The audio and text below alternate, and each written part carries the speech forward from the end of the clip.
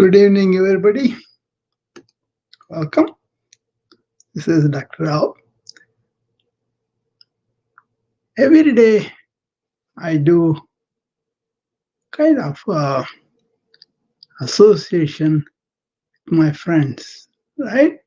Uh, I consider everybody being a friend of mine, and I kind of have that feeling, you know.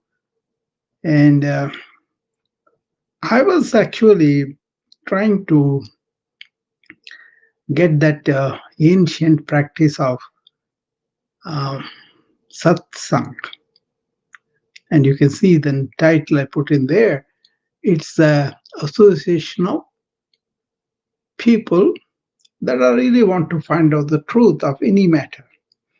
Just discuss, not to influence anybody, not to rub anything on anybody, but just to find out and go deeper into that without any prejudices, without any parties, without any, uh, you know, uh, partiality or anything like that, right? So this was a practice where people didn't go there for transactions. People didn't go there like, we go to a business meeting and we want to introduce our business to somebody else, and somebody business is introduced to us. So mutually, you buy each other and you prove business. That's okay. I'm not talking about that. That can be done, but that should not be the only one done. You want to know about truth about your inner self, truth about uh, what is going on in the world, truth about what is the world. And they went deeper and deeper into issues of who am I, what am I, where did I come from, what is death, is there a life after death, things like that. Okay, and this was the time when people were actually encouraged to investigate, find out the truth of the matters by really studying and putting your mind to all sorts of doubts, all sorts of questions. They actually encouraged them. And the agreement inherent was we are not going to argue about convincing anybody. It's not a egoic statements, egoic assertions, but more like a how about the truth? How can we seek it without really getting separated as people, right? People usually argue and fight and they become enemies too. That's not it. It's more like, yeah, well, let's find out. Let's do what it is and all that. That kind of inquiry sessions, they're called satsangs. People went there and they didn't have to say what their role in society was. They didn't have to say that they belong to a authority, they belong to a rich class, none of it. It's about really getting on the line with investigation and let your mind pose the questions from its own depths. I thought that was a great way to really improve ourselves, know about things, get enlightened about that and all that. So I uh, kind of wanted to do that way. So a lot of my sessions, most of my sessions are not for a price or anything. They're just posing questions, coming and answering, and sharing what I have really found out by my own investigations, my own study, and all that. Right. So it's not like a imitating somebody else's thoughts, but it is like a investigating our own thoughts. I was in Chicago in 1981 to 1990. I was there in Chicago.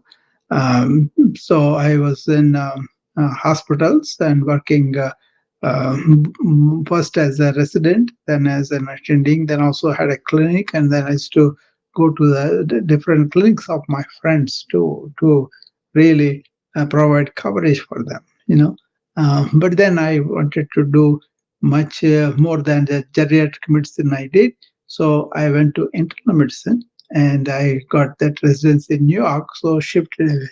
While I was in New York, I was introduced to people who are elderly gentlemen. I was only in my 30s at the time, probably coming into 30, right? And so, but these older generation gentlemen, maybe 60, 65, something like that, they were very much involved in this satsangs. And one of them was taken to by my friend that was in Oak Park Library. There is this my friend David McMillan. He was organizing video uh, presentations of J. Krishnamurti, Nisargadatta Maharaj, people like that. Okay, so we used to meet there every other Saturday, and all the people who have come, we didn't. Introduce ourselves or tell what it is and all. No, it was like today we are going to watch this video. Uh, Please watch the video. Then we will gather together in the next door in a coffee shop and we'll sit down and discuss. There's no pressure, nothing, right? Okay. And so I immediately identified what I knew about satsangs when I was growing up in India, right? So we went and saw the video, and then we went to the coffee shop, shared a coffee, all of us, and then uh, we kind of talked at length what it was, how it felt, what it means, and what we understand, what is that we would like to, make it much better, right? So um, everybody listened respectfully, everybody answered questions respectfully, and nobody tried to assert on other people like this is the way, this is nothing. So that was a very nice setting. I did maybe for a year or two. Then I had to move away from the uh, Chicago area to New York. So, but I lost that because there's a completely different scenario. Big hospital, lot of doctors, but they are very busy with their own doctoring every day, residents, all that. Okay, so but I made a satsang for myself by listening to these spiritual luminaries, not a instruction or anything, but then what did they think about matters of truth, matters of significance, So I did the satsangs with Ramana Maharshi, with Vivekananda, with Eckhart Tolle, and Leo Buscaglia. So different people that I liked, right? So by listening to them and really investigating into the truths that they talked about was my exercise. I used to go on the sea because I was staying in Brooklyn on Ocean Parkway. And if you just get out of my building and walk few blocks, I was on the ocean. So I used to take a bike and bike from one end to the other end. And then there's a huge boardwalk they had. So, and then I used to park this bike somewhere and sit down and read books or, um, talks or whatever, right? That was a very good growth. That is continued from Chicago. And then after I became a full-fledged doctor with a license and everything, I began to practice. I began to take care of my patients and all that. But I always very comfortable when went to this the company of spiritual beings with their talks, with their um, books or whatever, right? But it's not like a instruction taking from them to follow, but it's like a inspired the thinking, the questioning, the doubts that I had. Those were explored uh, by questioning them, by staying with the question and all that. Not like a statement you take it and this is the truth. No, you go and really investigate that. So in that spirit, I thought I will start something like this with people around here, and whoever has anything resonating this kind of practice, you can come and tell me mm, how that is done for you, and what you do, that kind of thing, right? So I do talk about stuff that interests me actually, and then I also see a lot of patients, right? A lot of people asking for clarification, or like a out of confusion. They want to ask some questions. They want to have clarity in their thinking and all that. And uh, because there was so much investigation commentary from the ancients, I do drop on those roles. But then we engage in investigation, right? That is important. Um, Technology, science, you can make some conclusions because we have done the studies and all that. But that's all about outward. For me, as a human being, inward growth is everything. So turning inward, finding how I feel, how I think, how I cling to some things, not cling to something, all those things are inward life, inner life. So I've always kind of knew, unless you are peaceful and clear in your inner existence, outward life is not going to be like that. So that's something I kind of instinctively knew, that you got to be clear in your inner thinking, inner feeling, inner understanding, and all that. So one of the good things for that is having this satsang where the rules are very simple. You are there for something deeper and inner and universal and forever truths. Not about not about just somebody else is asserting this is the way it is and you got to accept. No, that's not the way. Okay, so you could always come to that realization. So that's what I was hoping to do, and uh, this works when people have questions about anything. It's not that anybody's authority, but it's more like a bunch of friends gathering together, and maybe they will bring in something from their own experience. Maybe they will say they're asking this question for some time and they don't have any answer. Things like that.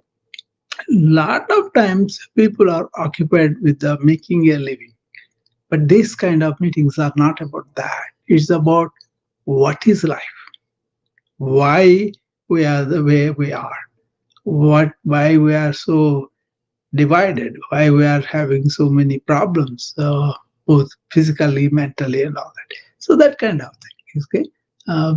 Hope you understand what I'm talking about, and anybody has any questions or uh, any particular way of looking at things, and then have clarity about certain things, but then you want the clarity to be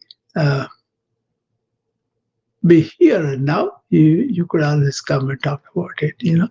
So let's see, somebody is coming. Okay, Cecilia, kudos girl. She does a lot of good things every day. So what happened, Cecilia? Oh, it got a oh. I think you got to try again, Cecilia. Oh, I don't know what happened to that invitation. So I did accept, and I probably now she will come. Glitches, tech glitches, right? That happen all the time. Hi, Dr. Rao. Hi, Cecilia. How are you? I'm doing great. How about you? I am great. I saw you. Kudos to you. Come up on this topic. Kudos to you too. Yes, we just finished, and I just joined you because, like, yeah, obviously we just started. Didn't hear anything that you said so far. I could go back and listen. Yeah, no. I was introducing them to this association that ancient times used it, because business and doing some transactions was not the thing of this kind of meetings. People had questions. People wanted to understand what is the right action? What is truth really? Who are we? Where did we come from? Where is the life starts? That kind of fundamental existential issues. People are very much interested because that was the culture, right? That was the vogue. Everybody wants to find out. So you can go and meet in anybody's house or some public space or under the tree. That deal was not to talk about your role or your status or whatever authority you have. No, you want to come as a equal person. Everybody has maybe we have knowledge a little or more. That is not the thing. We are all human beings. We want to find out. So they gathered together. That's why they said Sat Sang. Sang means association of good people. No arguments, no assertion, egoic, nothing. Nobody says, I know the truth and you got to follow. No. We are going to question into that. And in questioning, we may reach further levels of our thinking and then find out for ourselves what is what. I thought that was a great tradition. So I cut hold of that, and I have been doing that for years now. So nobody need to say, "Oh, you are great." No, that's not the idea. Idea is, how is your mind?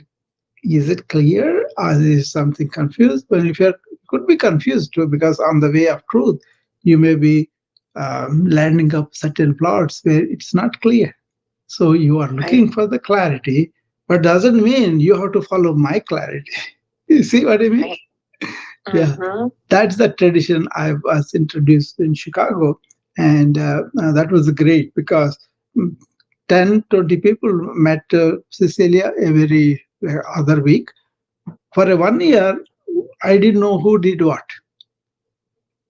See, otherwise, if I go to the doctor's association or meetings, everybody knows who is a J doctor, he's a cardiologist, is like that, right? But in this, I didn't know what their roles are. Right. Because they said, okay, we are all human beings. We can be anything in the society. Leave that aside and come with a genuine, truthful questions. Yeah. And I knew this tradition because I was introduced that in India. I knew that people did that quite frequently there. But it has become more commercial, more of thing lately. But it was not like the true tradition of the ancients. So I wanted to introduce that with the term, not with any religious there or any particular ism. I'm completely, I don't have that association. I'm more like we are only one human tribe, and we have questions of the living, and we want to understand the life, and thereby we will clear in our life.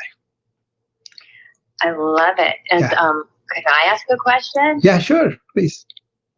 So today I went to our dear friend, one of a coach that I worked with during the pandemic, and she really helped me live a better life. Yeah. With getting to a point of, seeing my mother as another human being, and not the label that I gave her, like mother. Yeah. And she was supposed to do certain things, right? Yeah. And also to see her in a compassionate way. Yeah. Like my mother had pain that she didn't she was living in and didn't get a chance to heal or come to a better place in her life. So, I expected so much from her, right? Yes. So anyway, this coach helped me reach out to my mother after 21 years. And, you know a lot of the story. Last year, my mother passed away. And I'm so grateful that I come back, Cecilia. You went out. Come back. Yeah, that's exactly what Cecilia is talking about. Not a transaction, not a role, but the human being that she is. And go ahead. So, yes, I reached out to my mother last year and 4 years ago. Yeah. And I reached out to her 4 years ago because she passed away in April last year. And I would feel like the guilt and the resentment for not reaching out if I hadn't done that. So I'm grateful that I got to do that. Yeah. guidance, from this coach that I worked with, and a lot of things that I have been doing like internally during the pandemic. Yeah. And even the kudos to you was inspired by this coach, right? Mm. So anyway, today was Lonnie, that coach, her celebration of life. She passed away just a couple of months ago. Now, this person was, is, because I'll say a present moment, because she will continue to live on through all of us, right? Because she inspired me so much. She helped break generational patterns in my family by me reaching out to my mother. Sure. And, that has effects on the lineage of my family, the whole entire, and then the ripple effects that, I give, and the people that received all the ripples, and all of it, and it just keep going on and on and on. Lonnie the most what was important, Cecilia? You reached out to mother when she was alive. Oh yeah, absolutely. And then you spent some time with her. See, that is important. You see, a lot of time we cling on to some of the hurts, some of the injustices, whatever we imagine that these people did not do, and we lose valuable time spending time with people.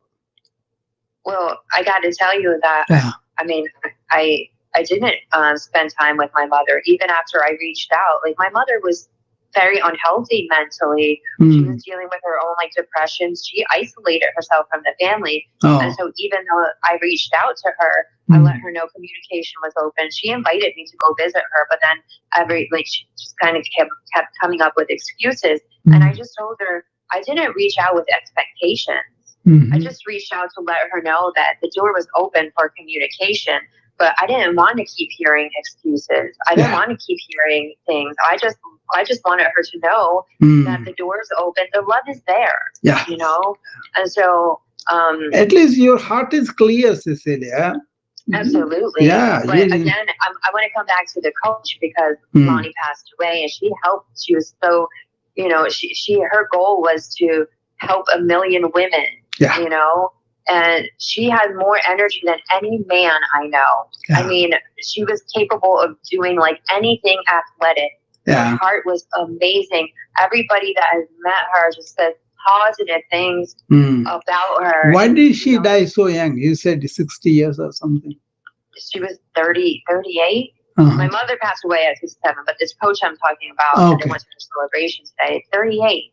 And so I found out, I didn't even know that she was in hospice once, and she walked out of the hospice. So when she passed away, that was her second time in hospice, but these questions are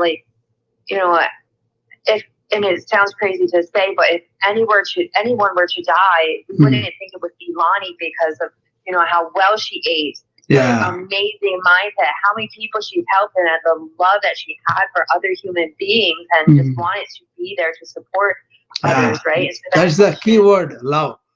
That's the key word. Yeah. So that question is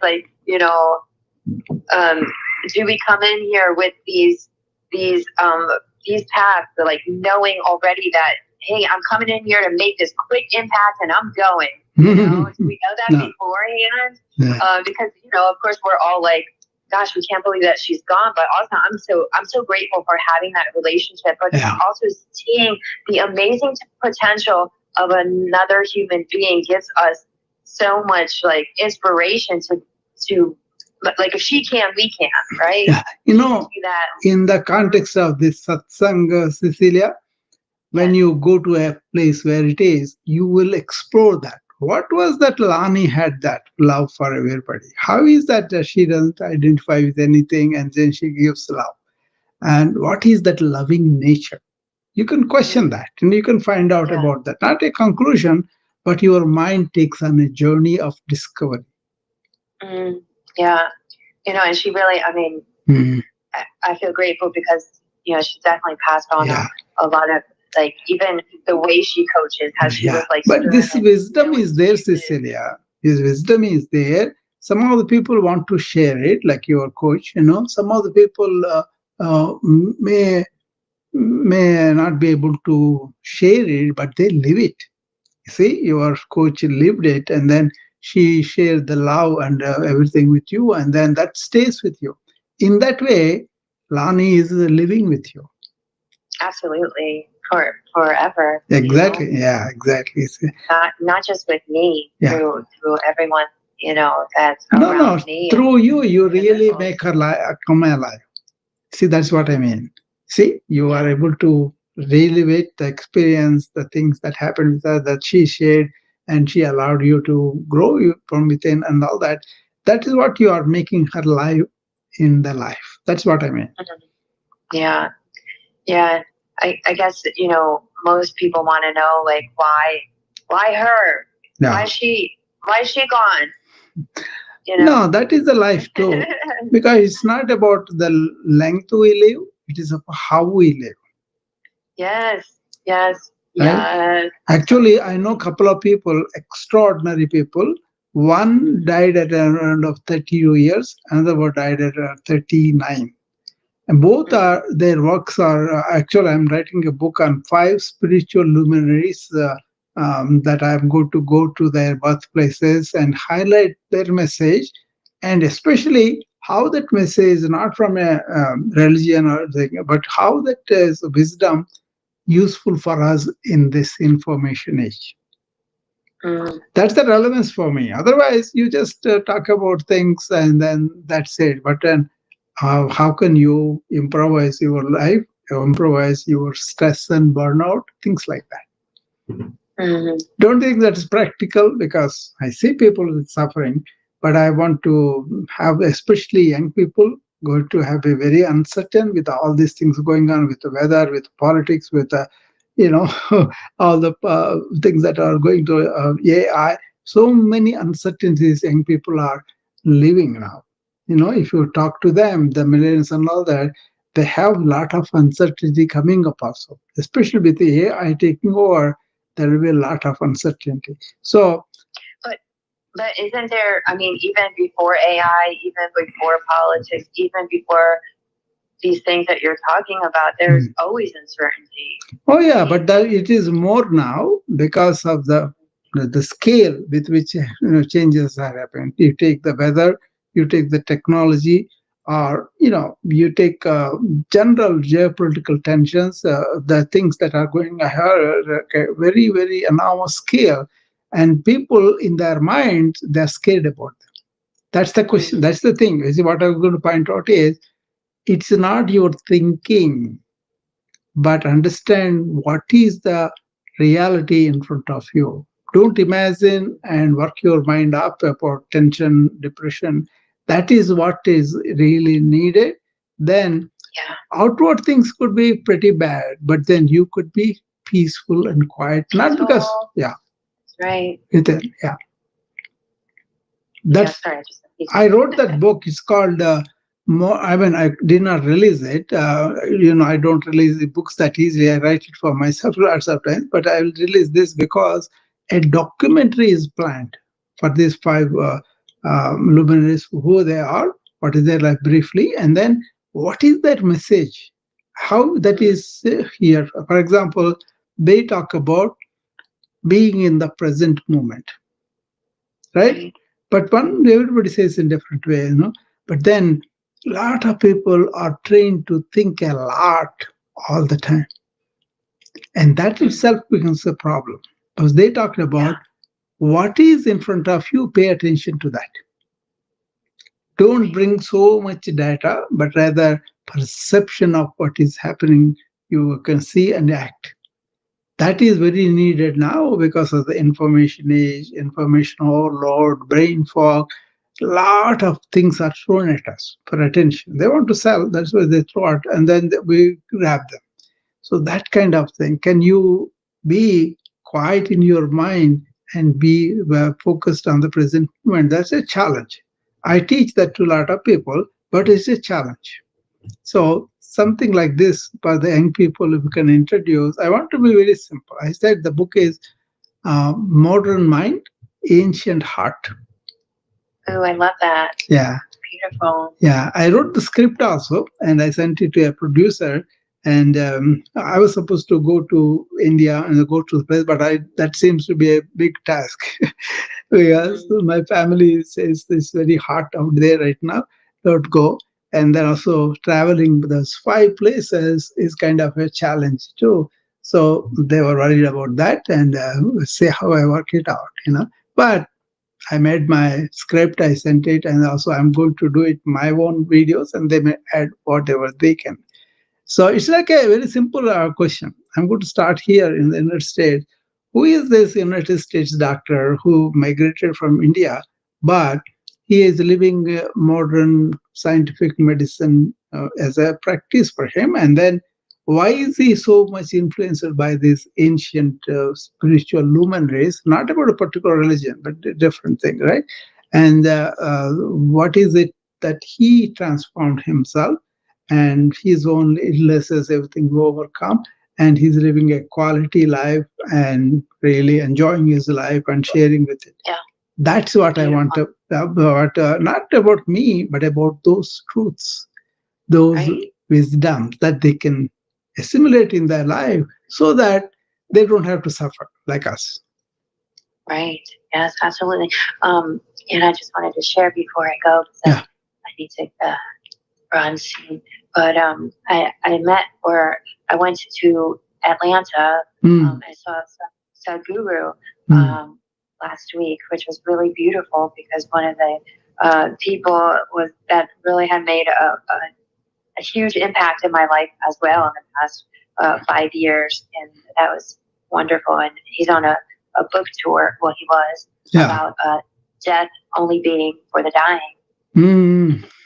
I know the book. I know Sadhguru's work very much. So that death is something very important in spiritual matters, Cecilia. The people who understand and who are not see, there is a 5 kleshas. Kleshas means the kind of attitudes that we have make our life very suffering and all that. The first thing is we don't know who we are, and from there everything comes up. The far last one is called abhinivesha. That means instinctive fear of death, fear of not being. So that is in spiritual matters a lot of places where people have faced it and overcome, and they did not fear after that. Right. But at the same time, they know I'm going to die somewhere, so let me live very well each moment. That's right. Absolutely. And, I just, I forgot what I was going to say. Something about that. But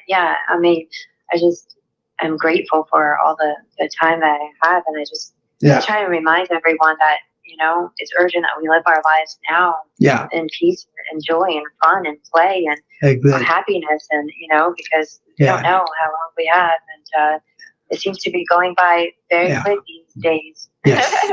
But each moment is whole. If you live it, that itself is a beautiful thing, So I'm going to talk about it on the International Yoga Day Saturday. How to squeeze the lemon out of each day. Ooh, I love it. Yeah. I was just saying, to leave here completely, you squeeze the life out of it. And someone came up to share, I think yesterday. What it is, Cecil, I'll give you a clue. What it is because I know I'm eternal. My life force is eternal. Everybody's life force is eternal. I have a lot of time. But at the same time, because I have this moment here in this life, I want to get the most out of it. And that awareness itself is I don't cling to things and waste my present. I don't go in the future and say, oh, that may happen, or fear or anything. Nothing. What is in front of me, how can I perceive it fully and live it fully? Yeah. Don't cling to anything in the past. That's the problem with a lot of our persona. We cling to things. In yoga, you are taught, don't cling to anything, let it go. That's right. Absolutely. And, we also cling to, okay, I'm going to let that stuff go, but why did I waste so much time? And I just don't believe in that either. We didn't waste it any, right? We got to this point of loving and appreciating where we are today. Yeah. And for me, complete gratitude for exactly. Each moment you wake up, you should be grateful and then enjoy each moment. Absolutely. Yeah. Thanks so much, Dr. Rao. Speak to you again soon. Have a good night. Yeah, you too, Cecilia. Thanks for coming up. This is what we want to explore, our own experiences, our own things that we want, right? So let's see another request. Laura. Yeah, Laura is coming up. Hi, Laura. Hello. How are you? Very well. Yeah. What is your time? I'm Eastern US. I am in the Central Zone, Chicago time. Okay. So just trying to get my greetings right. I said good evening, but yeah, I'm not quite sure which time zone you are in. Yeah. Very much enjoyed the reminder to let go. Yeah. And I think it was this morning that you were doing morning routine, or this morning, and you were doing the deep breaths, and I just been breathing there with you all, and I felt even better. I was happy, content. I was, Yes. But why not? Like it's a good hobby to keep up, because I guess it takes daily maintenance, doesn't it? Yes, what is happening to us in this yesterday and for a week, and now I have to keep doing in this information age, Laura, what is happening in this information age? We are led to think from morning till night. Right. What I am advising is, when you get up in the morning, be aware of what's going on around you. Be in the moment. Cultivate that presence and carry that like a fragrance through the day. That is the purpose of one of the purposes of the morning routine is, by breathing, be aware of the touch of the air and keep your mind here and now. If thoughts come, observe them and don't pursue them or don't suppress them. So this is very important as the information age is throwing so much stuff at us. We usually catch it and go after it. But use it, but then let go after that. Yeah. Very important lesson. Yeah. And I'm definitely getting better at letting go of everything that's not helpful, and whatever, maybe negative thoughts or we can learn things, but then we live there. Even though it is done, we cling. See, what's the key for me is, what is life is in the present for me, for everybody. But we think about something past that's already done. That's not real life, right? But is a thought, like that, future also. But if you can live present moment completely, that is the healthiest thing, I think. Yes. And may I ask you real quick? I think you might have heard you work in the emergency room as a physician. Yeah. I did work in New York 2 years as a emergency attending. Yeah. Wow. That's impressive. And I think there it helped me in the morning. We used to get several codes together. We have the open ICU, so beds can be drawn in there and the monitors connected. But I used to get 3 codes at a time sometimes, and I used to stand in the middle and direct the teams. Because I'm so stable inside, I was able to do that. If I was going, all sorts of emotional things, that I would not be able to do. So this kind of morning routine helped me that way. Yeah.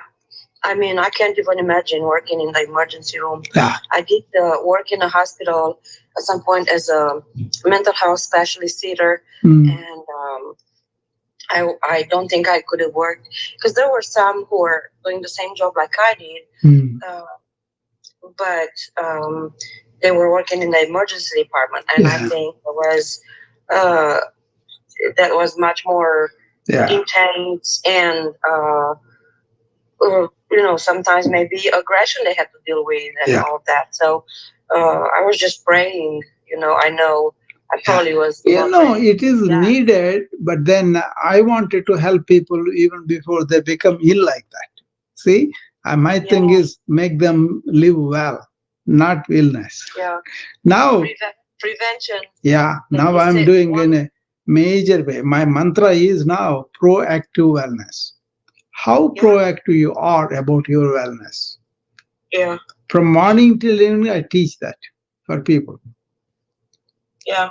They come with problems, but then I also show them not just the treatment, but also how you can make your illness better, or how you can get rid of the illness and not come back.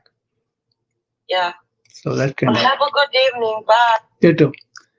So, yeah, in the emergency room, we have to save lives, so we will do that. But then I thought a lot of people are not doing at a basic level of prevention and are really taking care of themselves so that they can live well for a long time, and also just to have a good time living, not being in a nursing home, taking medications, not having any pep in life. That's not what I really want people to do. So now I'm much more fulfilled because I'm not only helping people to get rid of their illness that's there, but then find out what is the root cause of this illness. If it is there, suppose you have a genetic and you have cannot do much about it, that's different. But then lots of lifestyles like poor eating, not exercising, not sleeping properly, and also dealing with so much of stuff, information and overload, and all that affecting the mind. Many people don't know how to take care of their mind, when to use it, when to not use it. Just be in awareness and use the thought. That's a very, very difficult thing for a lot of people. But I live it. I also share it. And then people have different stages of that, and we help them too. So once you understand what is the right living, what is the way you understand our body mechanism, anatomy, physiology, pathology, and all that, then you can help the body to be better all the time. You see, you just have to be aware that I'm eating fast food, I'm eating processed food, and there are alternatives, and there are ways to I can change it. That kind of thing. See, the hoteliers, the restaurateurs, and all the people, they want to make more money, so they don't care about what they are putting in. But you could talk to the chef and change that kind of thing. So that's the important thing, that you need to have a good morning routine so that you go to work already your body prepared, your mind prepared, and your heart is ready to give. And then you know when to use your mind and when to stop it and take rest. One simple thing I tell them is, okay, after you do the morning routine, getting ready and fine, but as you go to work, try to be moving as much as possible, and also taking 1 minute break to breathe every hour. What it does is, it not only slows you down, but also keeps your mind anchored to the present moment there. And also you have this parasympathetic nervous system stimulated, which makes you non-reactive but responsive to whatever you do. You don't do with a mental turmoil, but you do with a peace of mind. Like I told you, I used to do so many codes together because I have a stable mind. So my teams were not really made panicky by my own behavior. So that helped a lot for the whole team. And they began to learn, how do you do this? Why are you so quiet, calm in the middle of all this? So it's understanding of do we have to be passionate about doing something emotionally riled up, or can I be oriented towards my bigger goals but not emotionally having the turmoil? That is what yoga teaches you to, our ancient systems teach you. So once you understand that you have a bigger goal and your mind is anchored in that bigger goal, that will help everybody. You will be able to do that because of the bigger goal you have, not because of personal gain or loss or tension about that, none of that. So that's good. Cecilia came up, Laura came up, and I'm glad Laura came and attended the morning routine, which is the whole thing was designed to get your body stretched and deep breathe into the body so the tensions are gone. And then you kind of keep your mind here and now by focusing on the breath and the sensations you feel in the body. And any thoughts come up, you just observe them. That's the first step out having a meditative mind, But first, you have to be not indulging in them or not suppressing the thoughts. But by making them an object, you observe them. You become the witness. And that witness consciousness is the real you. Once you are established in your real you, thoughts may come, but you could take a deep breath and take a pause, and then use your not your reactive reptile brain, but your considering higher intellect, which is the prefrontal cortex. So slowing down, taking deep breath, and then considering things. A lot of times we won't do things impulsively that way. Okay, but it doesn't happen unless you are practicing this every day. So that's why observe the thoughts and then get rid of them after you are done with them. Then you are non-reactive. You are also trying to serve whatever you are in, any profession, anybody, any customer, and all that. And the service attitude is important for the doctors too. We are trying to help the human beings, not to just to make money. So that revisiting to the service attitude is very important for the burned out doctors. They have come back to that, and then they discovered why they are doctors to begin with, how they loved that, and then they go back that on a daily basis. You have the privilege of getting a lot of feedback and also your own inner satisfaction that you are doing what your value was. Your value was to serve the patients, to relieve the suffering, right? And once they come back to that, they feel much better. And then also, don't be enamored by only victories. Your victories, your losses, view them equanimously. That kind of thing really helps you a lot to learn from the failures, and then thereby your chance of getting victories improves. But you're not going to be enamored by only victories. Okay, that kind of these 7 principles based on what is the stress and burnout I see in regular life, I designed it.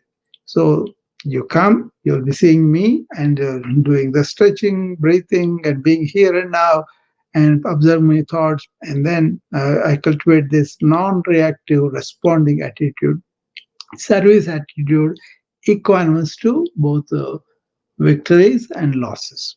So that kind of design helped a lot of people not even get into stressed out state, not even to burnout state, but more like a control of their own thoughts, mind, and heart, and emotions too.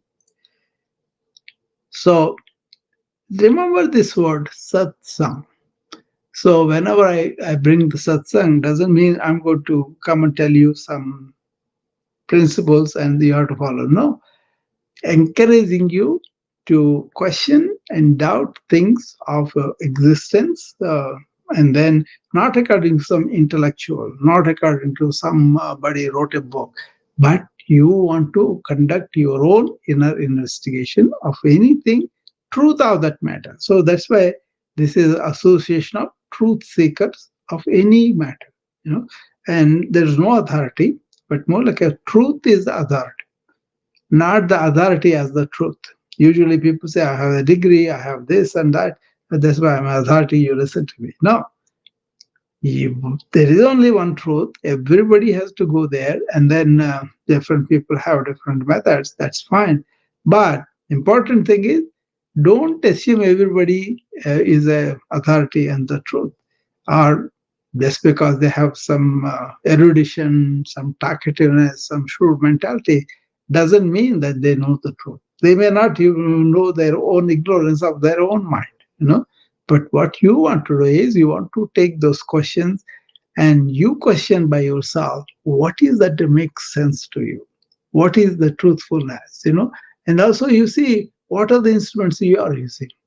Are they really good? Are really your opinions or your conceptions? What are the conditioning that you have? You have to break through all of that and then realize what is what, right? So that's what we'll do. Once in a while, I'll introduce this way of looking at anything, and hopefully people start to not only think here, but also think deeper, think much more going deep, not like going up, going deep within you. That is what is encouraged in this satsang.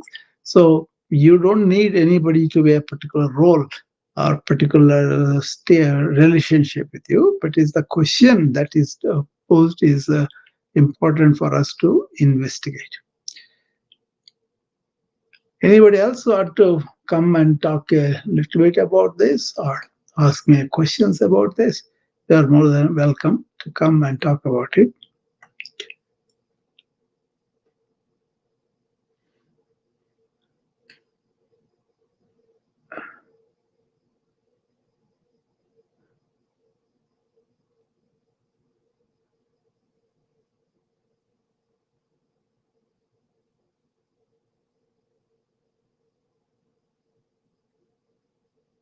So I'm saying something a little different here. I'm not saying we'll all explore this truth together. No, I'm inviting you to conduct your own investigation, inner investigation, and then come to your own way of looking at what is truth, what is not, like kind of. And then you have to realize how you are conditioned, how you are prejudiced, how you have conceptual thinking and all that.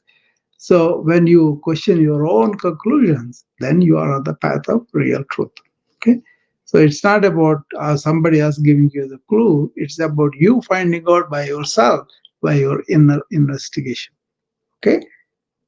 That is important, You can explore truth together, but not follow truth with somebody. Then that there is their truth, not your truth. Okay. That kind of thing. Hi, Neelam.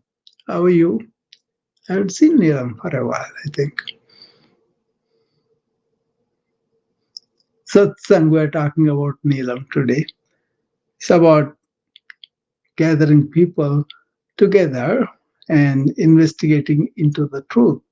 And I was telling them how I participate in those kind of meetings I do myself, where nobody knows what you are, what is your role and everything.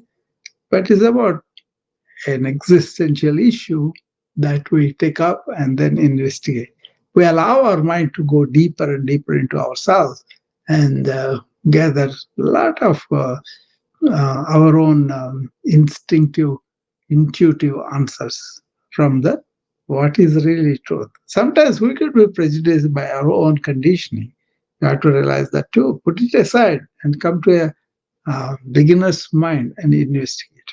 Okay. So this we will do once in a while, if you guys can come and participate, it will be much more fun. Okay. So have a nice day. And tomorrow is the Friday, I think, but Saturday morning is my the program I want to do very well. I hope I will do it. Is about International Yoga Day. The main focus would be a routine for the International Yoga Day. I will be showing how to involve 5 different yogas into one integrated yoga routine, and thereby you get the benefit of for your body, for your mind, for your heart, and for your energy and your intellect, higher intellect, not the chattering mind, but is beyond that. 5 yogas, they are called Karma Yoga for the job you do, and Kriya Yoga for the energy, Bhakti Yoga for the reverence and all that you have, and then Gnana Yoga, which is about knowledge, and Body Yoga, that everybody knows, right? And so we will be doing all these 5 yogas, how they can be incorporated in the life, which I do. My life is integrated 5 yogas, so whatever I do will come there. But then essential thing is understanding what is real yoga and stay in that state of real yoga and do everything. Okay, that's what I'm going to present. A lot of people think just doing some stretches and breathing and maybe calming mind a little bit, but that's not it. That's like a chopping off the wings of a plane and then taxiing around the airport. That kind of thing, So you lose the ability to fly, So in your life, everything.